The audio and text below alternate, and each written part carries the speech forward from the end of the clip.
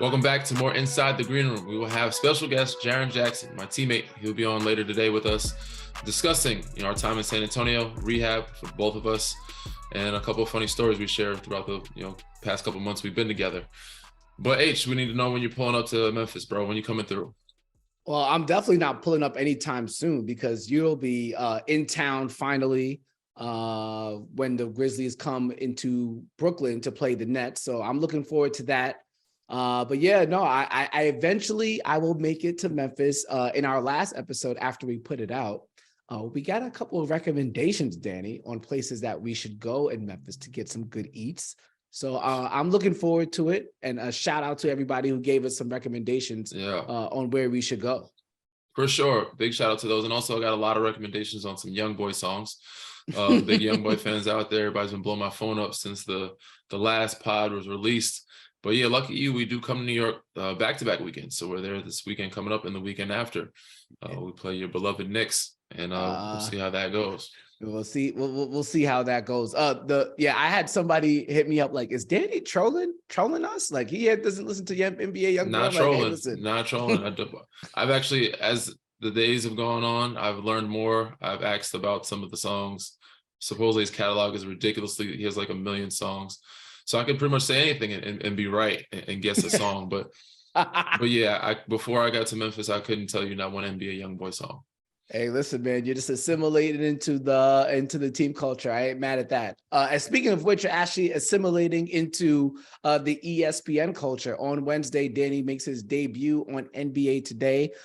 Excited for that for you, Danny. And that also means you're able to leave the team because they should be back in Memphis, I believe, after the Pelicans game, but they're letting you go do your little, not your little, but do your other role in life, do the ESPN thing. So I'm curious, how was that conversation with the team? Because I know you've enjoyed being there, but you're in a unique situation here. How was that conversation? Yeah, man, it wasn't a hard conversation at all. The team they've been amazing, bro. They've been, top notch from top to bottom. Zach and Taylor have been very accommodating. They let me do a little short, brief interview during one of the games with our local TV. That was a lot of fun. And I talked to them before the season and asked if I could check in also with my doctor and my PT back in California. So they let me go for a couple of days. It's not a big, it's not a long stint. It's a very short stint, 2 or 3 days. And while I'm there, I'll see my PT, I'll see my doctor, and I'll get a chance to do a couple of ESPN gigs at the same time. But they've been amazing. Like I said, nonetheless, from top to bottom, and very accommodating. Whatever I need, I'll meet the team in New York. I'll only be gone for like 2 or 3 days. And they'll let me do that, once in November and once in December. And after that, we kind of come back and play in LA. We play in LA most of those times. And hopefully by that time in All-Star break, I'll be playing. So I won't need to be, coming back and forth as much.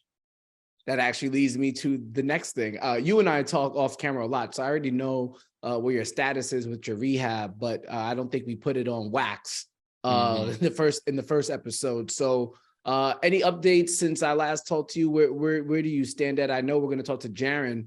I know he must be excited to get back on the court, which should be happening soon here. Where are you in your progress? Yeah, man, I think we're all itching, all the guys on the sideline right now. Last game, we had a lot of bodies out. We had Ja out, which I think he'll be back in the next game. We're not sure yet. Des has been out, Desmond Bain. Zaire Williams, he is also, nursing an injury in his knee. And Trip, I said Jaren Jackson Jr., he had a foot injury, and I think he's expected to come back within a week or so. So we're all itching to get out there. We've been watching, we want to help the team. But his progress is going great. I've seen him, killing himself every day, trying to get back, as well as the others. And I'm excited to see what kind of team we'll be when we get back. And for me, things have been going good, man. I'm in a really good pace. I don't like to jinx it, but we have a target date, and it is before All-Star break. Hopefully we meet that target date, if not sooner. But I think that's a good sweet spot for me to be playing. And, right now we're on a very good pace. I have, Mike Roncarati. He's been great. I'm probably butchering his name right now, but Sean John is my guy in California, and Mike here has done an amazing job with pushing me every day and keeping me on course. And we have some long days, and it sucks, but it's what I need. But it's been very, very helpful nonetheless. One of your favorite words. So in your rehab, let me see if I get this right. So you go in earlier than the team gets there for practice. You do the rehab, and then you're there for the practice. Then you go back and come back for the game. So what time are we talking to get in for the rehab? It's different days, man. So you're talking about game days where the shoot around. The shoot around days, might do some stuff beforehand. I did try to do it a couple of times, but I'd have to get up at 6 a.m., start at 7, because shoot around's at 10 for me to get everything done before their shoot around. And it's hard to get efficient numbers of production during those hours. So we've kind of switched it on shoot around days to do it after, get all my work done around 11-ish and be done by like 1 o'clock-ish. But most practice days, they don't practice till like 11, 12. So I can get it all done. I get in around 9-ish and be done by noon. And while they're having practice, I'll be able to watch practice, tune in, give my input, insight, and, try to teach them some things, but also learn what I need to learn with the group. So it's been good. It's been efficient, but yeah, game days is a little different than non-game days. I actually showed you and Amjad a clip this past weekend of a player from Ohio State who caught his first touchdown as a wide receiver after being in the program for, I think he's a 5th-year senior. He had 4 ACL tears and got his first touchdown this past weekend. I wonder what you thought when you saw that video. I thought that was amazing, man. He has tremendous perseverance. I think most people would quit after 2, especially the 3rd one. For him to continue to do a rehab after 4 ACLs and to come back to play college football and score a touchdown, it's a storybook ending, man. So I'm happy for him. It's amazing to see when you're one of those people in a similar situation, a scenario. So when I'm in LA, when you're rehabbing with other people with similar injuries, it makes it easier. It makes it more hopeful. You see your progress. You're not as depressed, because certain times throughout that type of rehab, people experience depression. They experience, a lot of, losing hope and, a lot of frustration.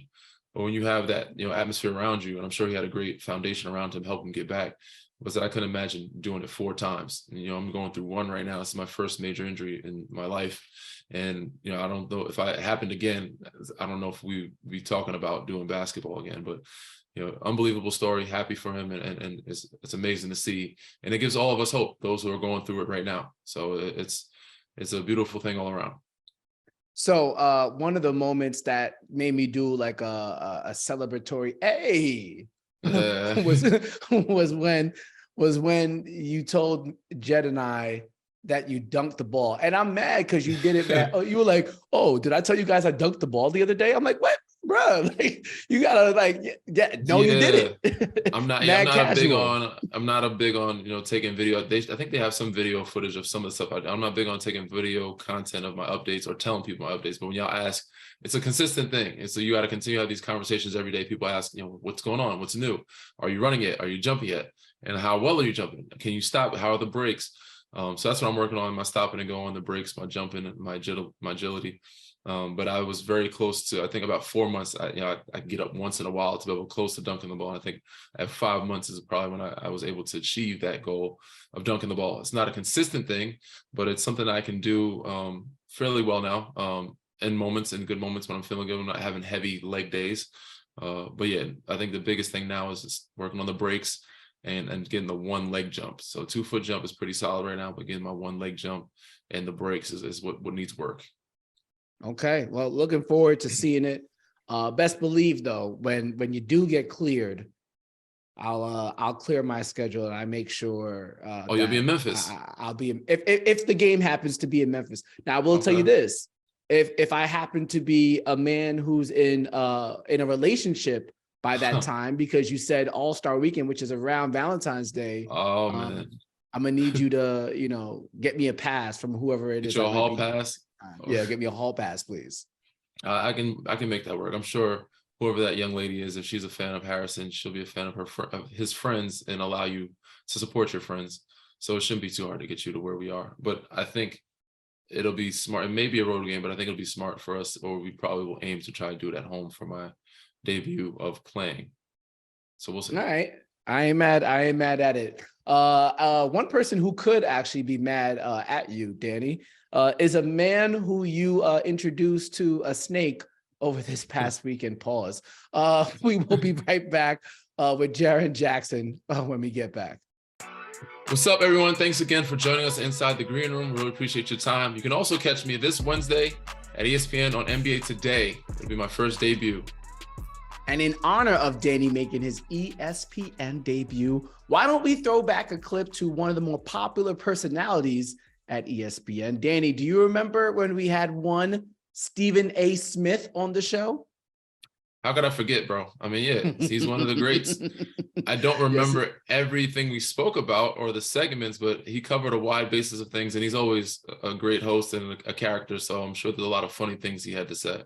Yeah, for sure. One of those things that he did talk about was the love life of NBA players in the bubble. The love doctor, Stephen A. Smith, checked in. Listen to this throwback clip before we get back to today's show.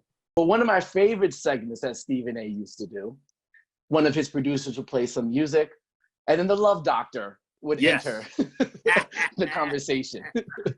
Right. So, Stephen A., you recently went viral, like you usually do, for your comments about players being unsettled in the bubble.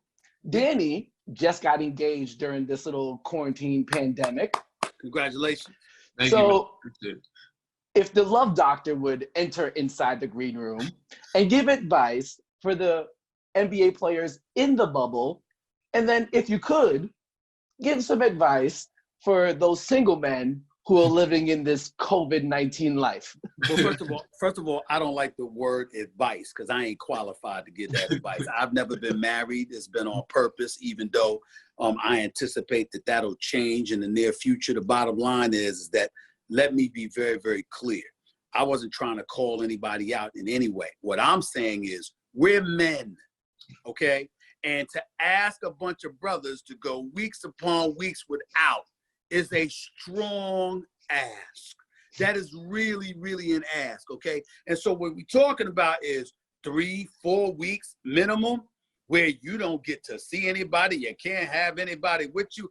I'm like, damn, don't tell me these guys gonna honor the bubble. Hell, I don't know if I'd honor the bubble if I was there under those conditions. And I said that on national television. So I'm just being real about it. You know, even though I'm half joking, I'm half serious because, again, I'm 52 years old. I can go without, you know. But when you in your 20s and you making millions, especially if you single, but I mean, that's just a lot to ask, okay? It's just a lot. I mean, there's no other way to put it. So when you ask for advice, I ain't qualified to give that kind of advice, not that kind of advice. What's up, everybody? Welcome back with more Inside the Green Room. We have now special guest, my guy, Jaren Jackson Jr., a.k.a. Trip, and of course, my co-host, Harrison Sanford. Trip, first and foremost, man, thank you for joining us. It's been a pleasure. It's a real pleasure, man. Everybody wants to know how you doing? How's rehab coming along? So give us an update on what you have in store for the fans in Memphis and all around the world. Yeah, everyone loves the rehab question. It's been great. It's been a journey. I think it definitely taught me a lot about some patience this time around, and it all is going according to plan. I took my time. It's all good. And what makes this injury a little different? How many times have you been through this? And tell us the process of your mindset and what makes this situation or this injury different than the others. Yeah, I've had, I think before this, like a big one was my knee. When I hurt my knee, I had surgery, and I was like, really sit down, get your body right, because this is going to be a long little journey.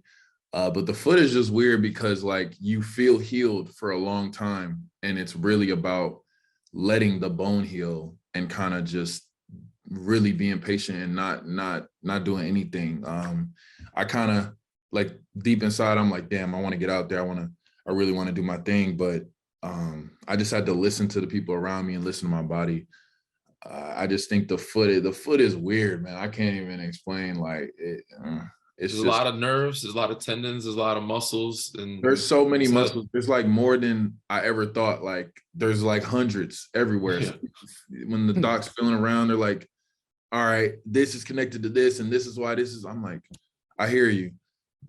What do I got to do though? So then they just get what I got to do, and then I just follow the path. But I've been able to work on my strength in all my areas while I've been out, my mind. So you do get a lot out of it. It teaches you a lot of things you didn't think you needed. For sure. I think the biggest, sorry to cut you off, Harrison, but I think the biggest thing that people said it is a mentally challenging thing, but you get a chance to kind of reset. For me, and work on the other weaknesses that I had. You know, my right leg wasn't already that strong to begin with, so I had to work on the right leg. And you may overcompensate, and you're gonna have small setbacks, but mentally, you got to stay locked in and take on that challenge. But I've been able to, you know, work on flexibility in the hips, flexibility in the ankles, you know, and working on strengthening my right knee or my right quad. So I think that gives you time, especially when it's a slow, long grind like mine.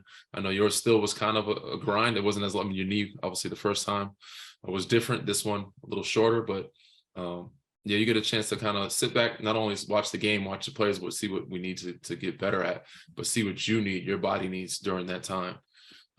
So yeah. Jaren, I'm actually happy that you're getting back on the court, not just because I enjoy watching your game, but I haven't told Danny this yet, but he's really buried back in the bench. You can't even see him on the TV broadcast. I'm like, are you a member of the team, bro? I know you member of the team, but we got the people be on Instagram, Twitter, like, oh, I didn't know Danny Green was on the Memphis Grizzlies. That's because he's sitting all the way 3 rows back from the bench. That's the point. I don't want people. I'm trying to keep it low until I show up. You know what I'm saying? Just poof. You know, he's there. Oh shit, Danny's in the NBA still. He plays basketball. I don't want. I stay low key. I stay in my lane. It's funny you say that because, you know, after every big ESPN TNT game, they mobbed the Roz or whoever's interviewing, whoever had a good game with his Dez or Ja. And last game, you know, they had them dancing and they had a whole little huddle, everybody dancing. I'm like, what the? When I was saying a slow mo, I'm thinking like, oh, they're doing a little dance thing after the game. What the hell's going on? Am I missing? I realized Roz is in the middle. They're doing an interview, and I'm like, oh, I'm in the back. They're like, Danny, where the hell were you when they were doing all this dancing? And I'm like, man, I was there for a second, but I couldn't get in the huddle. And I just, you know, stayed in my lane, went in the back of the locker room. So, yeah, I stayed quiet, man, stay in the back. But now that Tripp's playing, you'll probably see me a little bit more to the front of the bench. Maybe. Scoot up a bit more, bro. You know what I'm saying? I mean, he's pointing at everything. He's giving a lot of guidance. I mean, every time out he's out there. So, obviously, we know what he brings to the table. We always just joke that we've been seeing Danny play like so long, like even before we was on because, like, I mean, he was on teams that we used to either cheer for or heavily root against. Like, yeah, I was the ops. We discussed that on our last one. I was the ops, man. And they were like, you were the ops, man. Yeah, like, man, like, you really kind of, like, damn. But, like, good job. Way to go. Way to win. But, like, dang, you knocked off some things I was feeling, like, back then. It's crazy to see that now. Definitely, when you come out of nowhere and, like, there's gonna be way more mobs and way more like little just whatever we do post game. I don't even know how that started. I'm gonna be honest. I don't think anybody knows. It was just like one day we realized we were all out there, and it was like we were just like, man, what's up, man? And we just started joining the whole interview. Like then we just started celebrating somebody's big winnings. Like people, you see people trying to do it now. It's funny, but it's like we just, I don't know. We just have fun with it. We never know when we're gonna do it. It's never something like that. We'll just be like, all right, we're mobbing. Here we go. It's organic. I don't know if you remember, but Danny used to dance a fair share himself pregame until one of his coaches had to, you know, sit him down for a bit. I don't think Tripp he might have been born at that point. He was born, probably really bro. Young. You're not that old. Bro, 15. Yeah, he's born, but he was only like 6 years old. I was like 15 years ago when I was on the sidelines at Carolina when I used to dance. And of course in Cleveland, I did it as a rookie, but he was still very young. That was like, 14, 15 years ago when I was doing that. So yeah, Tripp was like 6, 7 years old. Oh, you did that at Carol. Okay. Yeah, Carolina's where it started, and I kind of did some in Cleveland a little bit. I didn't know I was a dumb rookie, and then that front office is like, you can't do what the vets do. You can't be on the sideline dancing and stuff like that. You see the clip of me and LeBron on the sideline. It was like in the middle of the game, which was stupid. I didn't realize what was going on, and it was kind of disrespectful to the other team. Yeah, but yeah, it's a reel that comes around every once in a while, and I learned the hard way as a rookie. Hey, hold on. Now that we're here, sorry, Jaren, I have to know this. I haven't asked Danny about this. Did LeBron ask you to dance with him in that clip? Like me? What? Yeah, because you like. So I was the only rookie there, and it wasn't like a question of anything. Like they didn't ask me anything; they would tell me to do a lot of things. So when I would go out there, it was rookie duties or play. If I make a three, they had their own type of celebration. Rookie, you better throw up the the gooseneck. That's what it was back in the day. And it was dancing on the sideline. We did the pictures before. Brian used to do little birthday pictures or whatever, the camera, and they would pose pregame. And part of it was during the halftime or timeout or something, the music was going and he was dancing. And of course they know I used to do that shit. So they're like, yo, Brooke, you better get out there, get your shit going. Like, so it wasn't really much of a question. It was like, Brooke, get your ass up there and start doing what you do, you know? And I had no choice, but I got in trouble for it later, but you know. Keep dancing. Yeah, you'll see the clips, you know. You find a little YouTube you see clips. What we do pregame to postgame. I feel like I don't know what other teams do. I think that's also the reason we do what we do, because we have no pulse. Like a lot of us have been here a while. So like we have no pulse on what other teams do. We just know what we do. So it's like we don't know if we're doing a lot or we don't. You don't know anything else. You only know Memphis. That didn't even click. We just know we're doing this, and then like I don't know. It just comes out. They do. Yeah, when Coach Taylor's cool. That's why I like Taylor. He allows y'all to have y'all swag, have y'all little mob, you know, organic vibes and stuff like that, which is, you know, keeps it fun. You know, he makes it business when it's business, but he lets you have your fun when it's fun. And you better be doing your business before you have your fun, which is cool. But before we, you know, moving on to another topic here, we're gonna get some more fun questions for you, Trip. Harrison, did you want to start first, or did you want me to jump in there? Yeah. So, Danny, I'll let you kick it off, but Trip, I want to make sure we set the stage here. Danny and I are going to go back and forth with a couple of questions. You have 30 seconds to really answer them. I don't want you to, it got to be the first thing that comes to your mind. It's not spitfire, but it's kind of like, you know what I'm saying? Yeah. Not rapid fire, but it's 20 minutes. You know, Yeah. All right, DG, kick it off. All right. You know, I have 2 dogs, right? I have pets. If I were to leave town for a little bit, who is the best person I could trust with my dogs from the team? Best person you could trust with your dogs? Probably X. X, you think so? X, he's a father figure. He has his kids take care of. He has dogs too, right? Yeah, he has a dog too. So he's a great, I mean, he's just locked in. He already got kids to take care of, so it's probably messed up for you to give him the dogs. But he's a good dog dad. Gotcha. Yeah, don't give him to me because I don't want. I like my furniture. I like my house. My dogs are trained, man. They're good dogs. They don't really mess up furniture. They don't mess up furniture. Right. They just shed a lot. So they do, and then I'm hurt. No. It's a little vacuum, a little cleaning. His dogs will act out of pocket when he's not around. That's what Danny doesn't know. As somebody who's watched Danny's dad before. H is not the person you let watch your dogs or your house when you're gone for a little bit. You gotta have somebody watch him. Stay focused, Danny. That's besides the point. All right. Your question. My question, and you can't include X because you already named him. All right, you said you liked your furniture. I assume that you really like your closet. I checked the IG, some fresh fits. Who would you send VIP black car service to get to your house immediately and shop in your closet? Who needs the help? Steve-O. I'm Steve-O for same sure. Size, yeah, big man. You in the top. You top 3 gosh. big man. Fashionable. Steve-O could have the greatest day of his life in my closet. Like he could do. Oh my gosh! Like it actually will fit him. It'll look crazy. He already got the look. He looked like, you know what I mean. He got it. So like he could go in there and Aquaman. You know what I'm saying? He could go. He could have many different looks. He could be diverse. Have y'all seen the Minnesota Vikings, Kirk Cousins, whenever they win, they put all the chains on his chest. Yeah, y'all need to ice out Steve-O, man. Ice out Steve-O. It might be a thing. Might need to do that one game. Oh my God. Yeah. All right. My question. You get one meal. What is it and who is joining you? Ooh, like just a person. Yeah, one of the guys on the team. Who on the team is joining you, and what's your last meal if you have it, and who's joining you? Ooh, my last meal. Ooh, damn.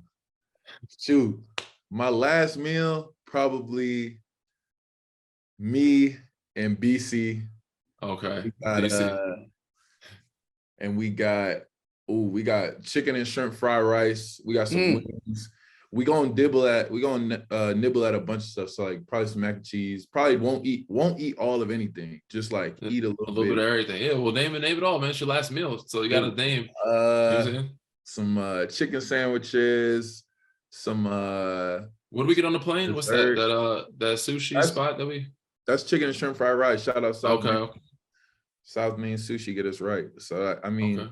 we probably would eat that, get full, and do something cool. But like, man, that food's so good. Hella sauce, key. Yeah, I got the white sauce. I heard that sometimes there be music videos potentially going down at potentially your house. Makes me think, are you the ghostwriter for Ja Morant's quotes? Absolutely not. Absolutely not. Nah, all those quotes are strictly from MBNO.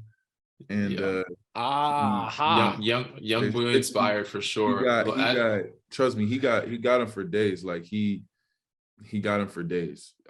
Every time whenever he posts something, me and BC were just talking about this. We're like, how is he always loaded with a good caption? We're like, he at this point he just has it now. Like now he just knows. I realized that when I got here how much of a music head he is, and he like knows the lyrics to a lot of songs, and of course it's Young Boy and everybody else. So I know all his captions are definitely Young Boy inspired. He knows some old school stuff too. He knows some old school stuff too. It's weird, like probably just because of his upbringing and his pops. Yeah, I definitely just think he's a music head, but he has a widespread diversity of a lot of things because his pops is very involved in all the things too. He does all sports and every, like I feel like he's a jack of all trades. Mm-hmm. So he knows a little bit about everything. Mm-hmm. I mean, you play Keem though. I do like Keem. So as a young generation, Keem is my dog. I've messed with baby Keem, bro. And I don't get me wrong, I like Kendrick too, but we went to Kendrick's concert. Keem, the open was it for me. I like Keem. Next question. When you get married, who is taking over the dance floor at your wedding?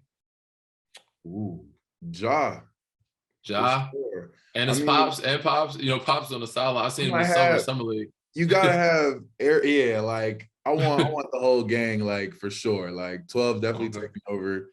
He just, I mean, you could see he knows how to dance. So I mean, he would have the crowd jumping, he'd have everybody going crazy. He probably gritty out. I mean, I'm thinking about it for sure. This is what I'm looking at. So, go ahead, H. No, you got it.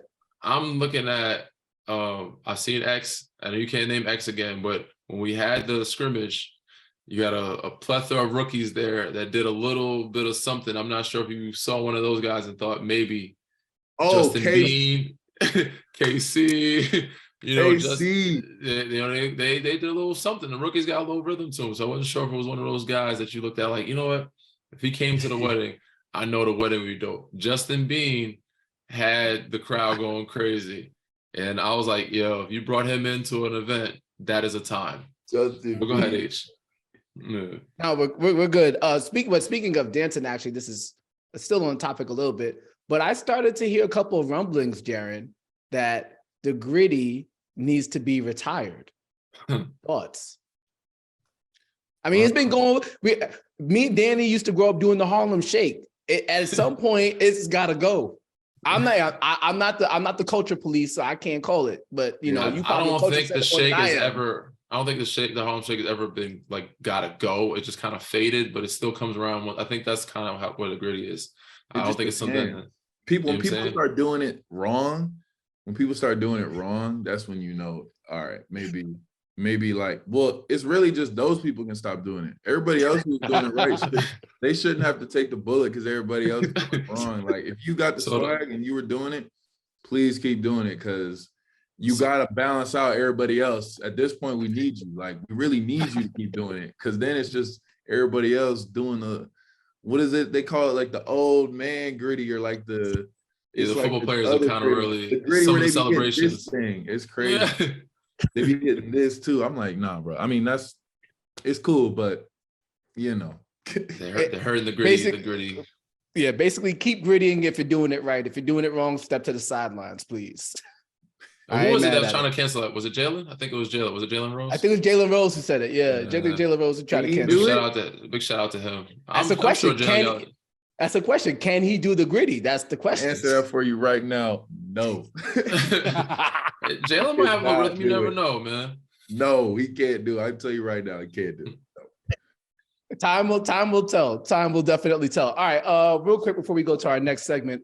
So one of the things that I've talked to with Danny about you guys is where you guys can go in the future. And one of the things he says is, he says, when you guys mature, you're going to be really good. And I think people who are not sophisticated enough with their thought might think, oh, because you guys are dancing, having a good time, you're not a mature team. I think that you guys dancing just shows chemistry. And Danny will tell you how important chemistry is to winning a championship. But when you hear that quote, you guys have to mature. And you hear people kind of talk about how you guys celebrate, coming out with rappers, dancing all the time. What is your feedback to that? I don't think that the things relate at all. Like I've never been one to think of it like that. Our team stays in the moment. We stay in the present. We get hyped for each other. We want it. It comes from us wanting to see each other succeed so bad. Like we want it for each other. We want it for ourselves. So when we turn up, it's just that's us showing like everything we put into this. Like we really have fun every game because we really are enjoying this whole process. We know that we could have all been on different teams. We know we all could have been other places, but we just happen to be with each other. And that's a great coincidence that we got to like be grateful about.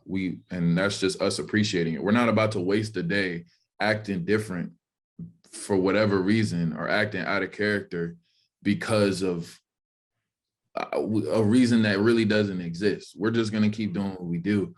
And it makes everything more fun. During the game, it's different though. Like there's a time and place for everything. During the game, are we dancing? No, we're not dancing. We really don't look, we're really locked in because we know what our coach demands of us. We know what each other demands of us every day. Like we have to bring that to keep this going. Like, and now it's funny, like, it's just funny how it all works. Cause before, especially for me, we weren't getting looked at all. Like no one was checking for us. It was just like, we were whoever y'all thought we were. No one was checking for us, but we always thought we were doing it. And then whenever we kind of started getting a little more recognition, it was like, oh, look at them over there. And now let's read into everything they got going on. Okay, yeah, like we finally getting attention. We're finally on TV. Everyone's finally seeing what we've been doing. We've always been doing this. So it's not like we're not gonna change it. We weren't showing off. We weren't doing it for anybody. We weren't on TV before this. It was all the same stuff. So it's just fun. It's funny to see. I think it just also comes from the fans, like especially the type of fans we got. We come from a city that's overlooked too. So it's not like they care. They're at the game screaming at the opponent, saying whatever.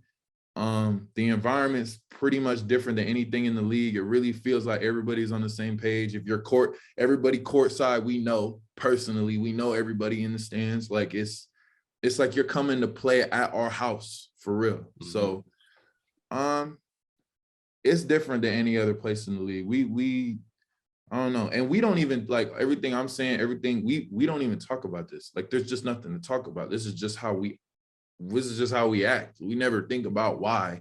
We never think about what people see or anything like that. We don't know. We really don't. Like, we don't know until you tell us, until we directly, if I ain't hear from you, I wouldn't even know how any of this is being viewed or care, because I don't have time. And it's just like, what do you mean? Like, I don't know.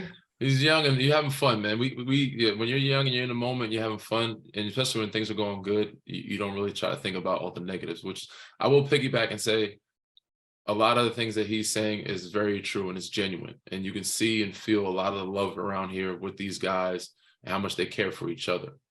Every group chat checking in with each other, and if there's somebody injured or out, they're like, get healthy, gang, and they really mean it. They want to see each other shine. Nobody really cares about other people or trying to get shine over somebody else. They want everybody to shine, and they don't care who's not getting shine, they're all here as a group and a team, and they really generally want to see each other succeed and do well.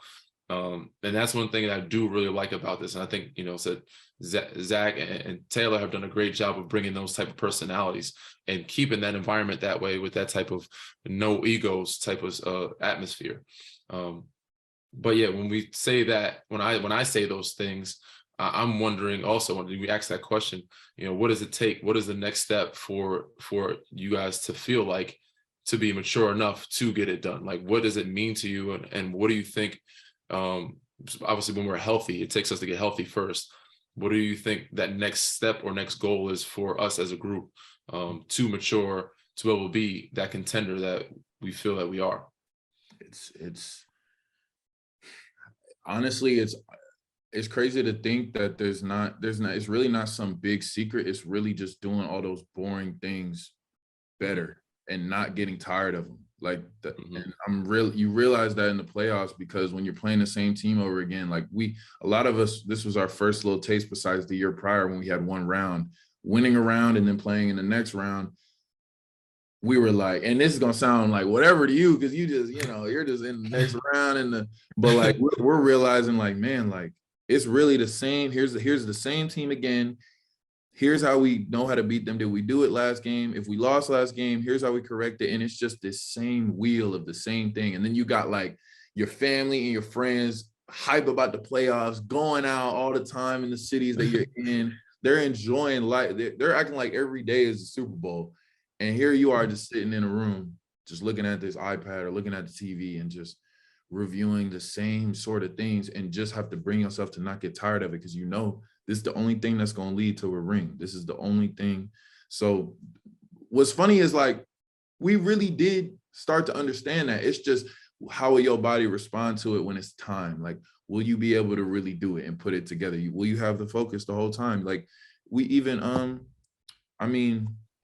even when we were playing the Warriors, like, credit to them, like they won it. And I remember when we were playing them, like, kind of looking at them, just how their demeanor was, like, they had this look on their face that was just nothing. It was just like business, a blanked out look of just nothing. They know what they came here to do. They knew what they were doing. I didn't look long because we had to play the game, but like, I'm just looking at them. I'm like, huh. And then I didn't think about it probably till after, in the summertime. I'm like, these dudes just, because then I see at the end, the championship, like when they win, I finally see like them a real celebration. Like, they probably haven't celebrated a game for real at any time. And I'm like, only that mattered. Now you see a celebration, and I'm like, okay, I get it. Finish line stuff. Like, they've been here before. They understand how this shit go. I get where you're at. It's funny, like, even our last game, like, well, not even our last game. We lost at their crib, but before that, we're already down 3-1. So I'm like, I'm going into the game like, you know what? Like, this is all we got. Like, let's just, and we won by like 40 or something. We were up by 50. Got nothing to lose. Yeah. And I remember being in that game, like, I was still, like, the crowd's going crazy. Like, I'm talking shit, everybody's talking shit. Like, and it's one of those, like, yeah, you ain't gonna kick us out like that easy, whatever. We're just talking. And I'm thinking to myself, like, well, I mean, at the end of the day, we gotta play another game. And they got us in that game. And it's like, well, nothing's really over. We know that, but it's like, you still gotta make sure you always keep it together. Even when you want to, like, let it out, keep it together. The real celebrating happens at the finish, like you said. And to piggyback before we get into our next segment, like you said, I think it's gonna take, eliminating distractions, your friends and family living vicariously through you. When you get down to that time, playoff time, is business, and you see that look on their face. And to be able to, and that's why I tell people all the time, like, yes, physically it's draining, but the hardest thing of winning a championship on any level and in a bubble anywhere is mental, because you have to constantly do the same things over and over, watch the same team over and over. And you have to stay locked in for the duration of that, because, every little possession matters, every play matters, every, assignment matters. And, Taylor had you guys doing some stuff you said is boring, but it's important, because in the playoffs, the game slows down and every team knows your plays. Mm-hmm. So in order to execute those plays, you have to do it better or even sharper or crisper than they do. And it's not about them knowing your plays, because if you do it right, they're not going to stop it. You have the personnel if you do it the right way. So that's the biggest thing. That's the next step, I believe, is maturing, is to be able to make those boring things become habit, be able to be mentally locked in for longer periods of time, 48 minutes throughout the postseason, full season, end of season, postseason, whenever it needs to be done. And we celebrate when we hit the finish line. The bubble was harder for you then? Mentally, I think it was harder for everybody being in the bubble. Just, it's tough. Obviously, physically too. Every basketball season is always tough physically, but mentally, that was the hardest thing. And I said, I've been to the finals a couple of times, and I think the hardest thing is staying mentally locked in. Because as a rookie, you hit that rookie wall, you're just mentally out of it by All-Star break or after All-Star break. You're like, damn, it's a long season. You're only used to playing 30 games. Imagine playing that and a playoffs postseason. You're like, damn, these guys are really locked in. By second, third round, you're like, man, I don't know if I just want to go. Some kids are just going home. So being in there, I'm like, yo, like y'all are still like you lose, you leave. So then you're out, and then you're looking at the games, and you're like, wow, look at them playing. But I know where y'all are headed after the game. Y'all are going back to that little room. I know, like I'm in my house thinking, man, okay, but they're going to the room right now. Like, what are they doing? Like, this is, and the last two teams, there's probably no one there. Like, it's literally just cleared out. Like, I'm thinking, man, how are y'all? Not how are you doing this, but it's tough. So you see, when you're done playing, you get that time to relax. These guys are still mentally locked in and playing basketball. You're like, man, that takes a lot of mental fortitude to be able to do that. So for us to mature, to get to that level, or to take that next step of maturing, is getting that mental focus, that mental fortitude to stay locked in for 48 minutes for a whole postseason, and not be ready to be like, all right, we'll check this. We made it to the third round. We're happy. Nah. We're checked out. We won games 1 and 2. It was time to celebrate. No, job's not done. Job's not finished. And being locked in through June, which is not an easy thing to do. So I'm interested to see, man, but I can't wait for us to get healthy first. And speaking on that, we will lead into the next segment where we'll have a chance to talk more about animals. H, anything else you want? Read, rate, subscribe, review? No, you're totally right. Jaren, as one of the things I've said to Danny, as I've watched you guys play, and part of the reason why you guys have a great chance of winning is because the style that you guys play in is agenda-free basketball. It seems as if that's what Kendrick Perkins kind of phrased. And role players like Danny are going to have opportunity to play well, which only obviously makes your job easier. I wonder if your dad, who obviously played in the NBA, your conversations with him, does that make you feel fortunate to be in the situation you are now, just hearing from maybe his experiences or his other counterparts' experiences? Do you feel fortunate to be with this specific team with this type of specific play style? Yeah, for sure. I mean, by the time he was, even his journey to the league, like at the same age, he just wasn't there. And then when he was in the league, he was on different teams early. Like I haven't been on any other team yet. So I'm definitely thankful for that. And I mean, he definitely has told me stories of just like, I don't know, moments, coaches, players, like different things, like different, maybe the team's really losing and then whatever that's like, or the team's just not together, or there's somebody who's trying to just deviate, or the coach ain't locked in on the same page, or just like when the pieces aren't together. It makes for some really funny stories, but honestly, when you're in it, it's like, dang, like doing that every day, coming to work in this environment every day. Like, I'm so glad I get to come to work where I go to work. Everyone's on the same page. Our GMs at practice. Our GMs, it's so funny.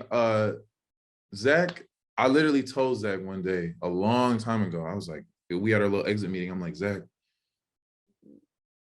he's like, is there anything else you want to say in the meeting? I'm like, I was like, I think we should all be at practice. I said, we should all be at practice. I think even you. And I just think we should be as a united front. And I think I just said some of them. I'm like, bro, you ain't got to come all, because like you got stuff to do. I just meant like some. He had just became, because we had one before, so he's the new. I'm like, okay, I think you should come. Like, you're the new guy. Like, and he comes to all of them. And then like if he's gonna miss some, he'll come and tell us. He'll apologize in advance. Hey, I'm going out of town. I'll be like, yo. I came up to him the other day. I said, bro, you've been to so many. This isn't really what I meant. Like, you can go live. Like, get now. Like, go. This is practice, bro. Like, he just had a baby too, but Zach is there. Zach is on the front. He's on the front line. He's dapping us up post game. Yeah, post game, he's dapping us up. He's heavily committed, man, and I tip my hat to him. He's done an amazing job. But yeah, it's fun. So you have a great environment. This environment is really good. It is good to be a part of where everybody's having fun and everybody gets along and everybody enjoys each other. You are blessed and lucky. I've been on some teams. Said most of them I've been very lucky to be on, and most of them have been great. But not all locker rooms are the same. Not all locker rooms got along all the time. Not all of them were fun, and not all of them made the best of every situation. So yeah, This one has been a delight thus far, and I hope it continues. Speaking of, you're talking about your dad and him playing in the league. What was the worst part of that, of him being a father in the NBA, and him also him being your dad, but also playing in the NBA? What's the worst part of being a kid of a father, an NBA player? Yeah, probably just other kids knowing it when you're growing up and dealing with like what they want to be friends with you for. And then I think maybe growing up, like I had like definitely never resentment towards him, but it was like, I mean, if he comes to pick me up from school, it's a party. Like it's my dad's pulling up in a big car, shades on, fit on, earrings, because he just never stops wearing earrings. And he's just, everyone's like, we're young, so all the kids running up to him, jumping on him, and I'm like, yo. And I don't have siblings, so it's like, bro, like this is my dad. Like you're the only child. Oh wow, okay. So and then everybody like we have a big house. He's like, who wants to come over? So I remember, I think the first school when everyone found out, I was like, I hate this because this is like, I don't know what the hell's going on. And then when I went to the next school, I made a goal to like not tell anybody, but we have the same name. So maybe the teacher brought it up at some point, or maybe I had to say it in a presentation or something. And then it just gets out that this is what my family does or something. This is what he does. And I'm just like, man, this kind of sucks a little bit. You got to like weed out who you actually think is cool as a kid. Like I'm not even like I'm still like a kid. Like, yeah, you don't I gotta get the skills to figure out people at this age. I should be like running around just having fun, but really I gotta like shuffle through people, which honestly, it definitely gave me the skills to do it now that I'm here. But back then, I don't think I knew I'd be here when I was that young, but I hoped. But now it's like, well, I can see people who they are real easy now, because it was always easy to see that back then. And that's probably the only thing. I probably just never want to tell nobody. You had a lot of practice, but was there anything that were like him being on the road, not be able to spend a lot of time in the gym with you or be at your games? Was it part of that where you were like, man, that kind of maybe wasn't too great? Actually, it was really all good for real, because I was born in '99 when he won with the Spurs. That was when I was born. I was born in the lockout. So I was born during that. Then he played 3 more years, and then he was done. So, okay. 03, around the time, I always talk about that. I'm like, yo, Brian came in and you left. The year Brian came in, he did. So then I was 3. I don't even remember him playing. He was coaching at Georgetown. He was coaching a little bit in the league and a little bit in Canada and then the G League some. So he was coaching some, but for the most part, I mean, he was at my games. He was at the games. He was at practices. And like, even when he wasn't, like, he's such a presence that when he comes back or comes to certain things, like I mean, we're for sure working out. We've been playing we played one-on-one for years. He worked me out. He made me get up when I didn't want to. Like, he made me shoot when I didn't want to. Thank God, because now I can shoot a little bit and I don't have to be one of the bigs who got to like work on their jumper now. But I mean, like, he was doing it. He was around, even with the coaching. He didn't miss any games. That's dope, man. Because I just said, even guys done playing, they usually still get into a lot of things where they continue to travel and move. So you never know how that goes. I have one more question about the parents, man. I'll leave you alone. Let Harrison ask you a little more fun last question. This one is about your mom. She's executive director for the WNBPA. Did not know this. What have you learned from her? And seeing what she's doing, does that make you want to get more involved in the PA situation or the WNBA more? Like, how does that work? I think I was always, I mean, a lot of the people who work at the PA, like, I've kind of known since I was little, just from like the Legends Brunch and all those all-star things, like all those things I had to go to. And like a lot of the players that are retired now, I used to know pretty well. They just used to know me as like a kid, and I didn't know what their jobs were back then. I almost found them pretty annoying. Like, just as uncles, they just be uncles and aunties and weird people to me. But then as I'm getting older and I'm seeing what positions they're in, I'm like, okay, I feel like I, want to use my voice. And my mom blowing up late and becoming a star, what she's doing, I didn't even plan on that. I think I already wanted to get involved, but then it just kind of sung together. Like there'll be meetings I'm in for the PA that she's in. I see it on the Zoom joint, and I'm like, Mom, what's going on? And then I'm like, okay, I'm getting like how everything's coming together. She's great. I mean, she taught me to just persevere pretty much. I've seen her in different jobs. We've moved as a family for her jobs before. She used to work at the NCAA, and then she worked at UDC before in DC. So I've seen her. She's just always a big advocate for women, and she's been doing it. Like all the WNBA players, I feel like they're my sisters. Okay, like it's kind of funny. Like she'll hang up on me for them, and they're probably the only people she'll hang up on me for. It's our other kids. Yeah, you don't have any siblings, but those are our other kids. Got it. I feel it now. So I mean, that's how it is. I think I'm definitely involved. I just want to see the game be okay, and it doesn't feel like anything I have to force. I think that's really why I want to do it. I think it's just something that like I didn't know if I wanted to, so I kind of tried and kind of went to the meetings and like we'll call Krista and call Tamika and just get involved in what we're doing. And then you're in the meetings. So, I mean, there's so many different, like, especially I think around COVID. And when I realized we had to come to the meetings just to actually get stuff done, I'm like, okay, this is what happens in here. Damn, I want to be a part of this. Cause I'm like, wait. Like we'll have a meeting and it's like, you mean to tell me this is the decision right now we're about to make about this? Like, this is a pretty big decision. I'm like, damn, I'm trying to be a part of this. This is people act like, man, I don't want to go to the meetings. They're not going to be talking about nothing. But then they're like, yo, hey, how do y'all feel about this? I'm like, oh my God, like if we just came together, it'd be light. We could get all this done. And that's why I want to do going forward. So yeah, it's cool.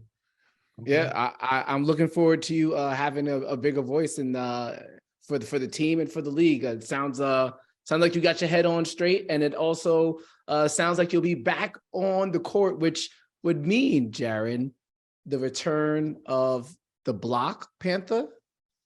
The Black Panther, yeah. Big shout out, the great movie, by the way. If you haven't seen it yet, go see Black Panther. I haven't seen it yet. The newest one, Wakanda Forever. It was really good. Beautiful tribute to Chadwick. So I loved it. Loved every bit of it. And but yes, back to the nickname, the Black Panther. Go ahead. Yeah, no, I'm sure Danny is happy to be playing with you because through the course of his career, Tim Duncan, Anthony Davis, Joel Embiid, Serge Ibaka, Marc Gasol, like he's always had a guy like you back there kind of helping him out. So I'm sure we'll be excited. I'll be excited to see it. I'm sure Danny's salivating at the opportunity to play with you because I remember when he first got there, he kept on saying, yo, Jaren's the real deal. Jaren's going to hold it down. So excited to see it. I don't have any more questions, Danny. I was just acknowledging the man's other nickname that I found on the internet. That's all. No, it makes the game a lot easier. It makes my job easier. But guard guys on the perimeter when you got somebody behind you that can protect the rim. Appreciate your time. First and foremost, man, been a real pleasure.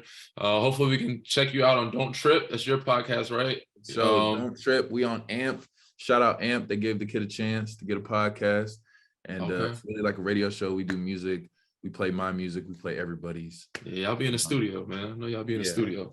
But yeah, man, big love, Jaren, man. Can we get a track? Can we get a track for the show? Can we, you know what I'm saying? You can get, I have 2 albums out, so you can BC has some songs too, and now you got Junior, Kenny Lofton Jr., who also does some music. They have a song they blast in the locker room all the time. So I'm sure we get a track, intro track.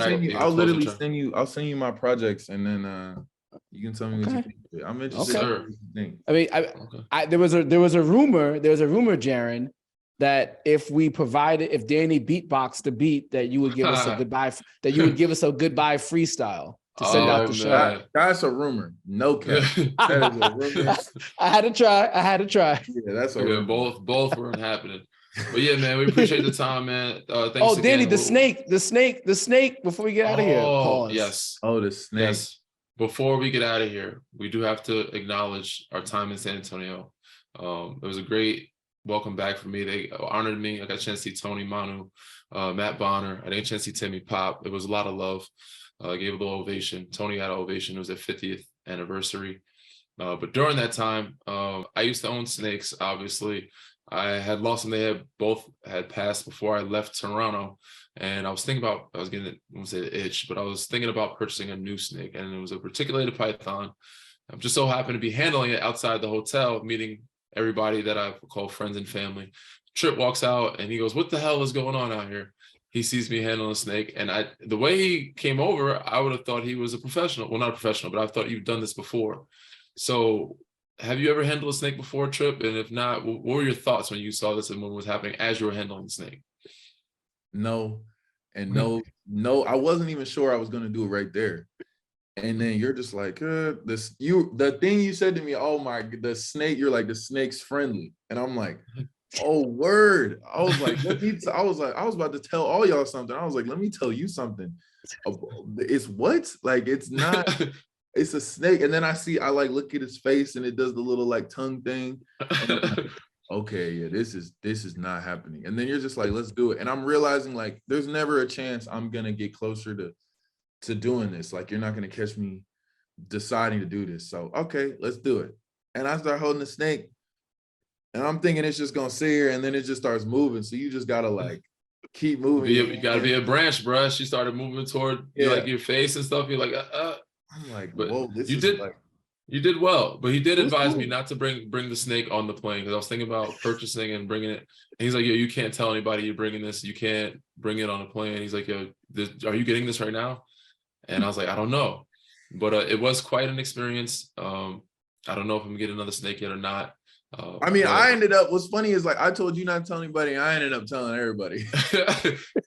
Yeah, but we do have video. Danny is wild. Let me tell you something about Danny right now. And they're like, what?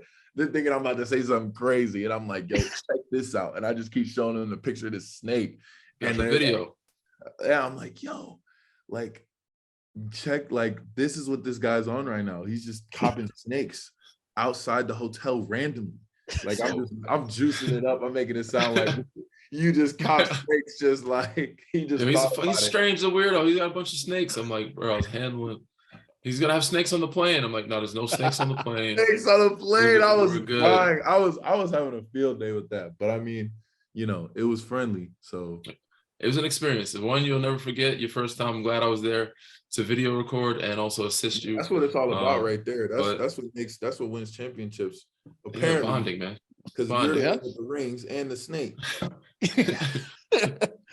Yep, you're right. Yep. Jaren, it's been a pleasure, my friend. You guys are in town, or in New York rather, yet on Sunday, so might have a chance to say what's up. Either way, I wish you the best of luck, my friend. For sure. Yeah, good luck tomorrow, man. I'll be watching for sure. Thanks for coming in. I'll be tuning in. Thanks for breaking the news here, man. Yeah, man. Thank you guys for checking out Inside the Green Room. If you like what you're listening, you can also find us on social media. We have accounts on Facebook, now on TikTok and Instagram as well, at Inside Green Room. You could also find us on Twitter at Green Room Inside. And if you want to watch the full episode, you can also check out our YouTube page. You can find it in the description. We'll see you guys next time.